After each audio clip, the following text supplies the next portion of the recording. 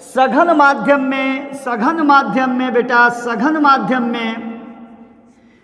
माध्यम में बनने वाला आपतन कोण का मान यदि क्रांतिक कोण के मान से बढ़ा देने पर प्रकाश की किरणें विरल माध्यम में न आकर पुनः सघन माध्यम में लौट जाती है। इस घटना को पूर्ण आंतरिक परावर्तन कहते हैं।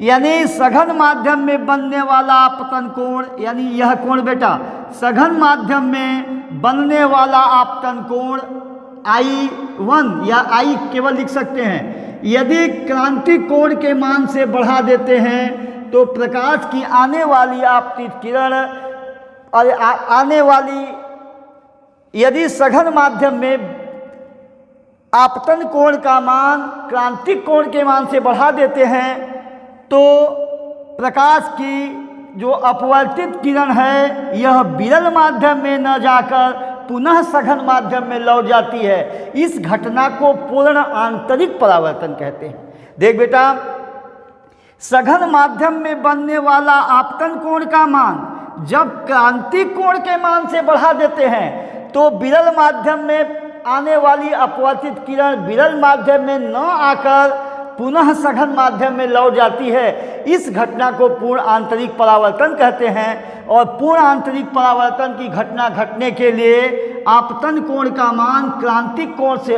अधिक होना चाहिए और प्रकाश की किरणें सघन से विरल में हो जानी चाहिए। यानी यहाँ प्रश्न आ गया बेटा कि पूर्ण आंतरिक परावर्तन की घटना घटने के लिए प्रकाश की किरणों को सघन से विरल में जाना चाहिए, सघन से विरल में। दूसरी स्थिति, सघन से विरल में जाए, इसके बाद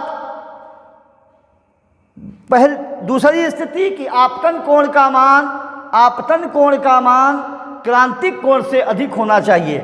जो ही क्रांतिक कोण से आपतन कोण का मान अधिक घटाए, यह प्रकाश की किरणें विरल माध्यम छोड़कर पुनः सघन माध्यम में लौट जाएगी।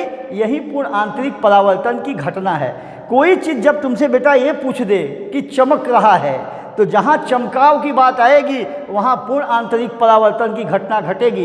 हीरे का चमकना, किसी चीज़ का चमकना, यह पूर्ण आंतरिक परावर्तन की घटना घटित होती है। दिमाग में रख लीजिए, चमकने का आशय पूर्ण आंतरिक परावर्तन से टिमटिमाने का और इसके बाद हिलने डुलने का, छोटा बड़ा दिखाई देने का, टेढ़ी दिखाई देने की घटना अपवर्तन से संबंधित होती है।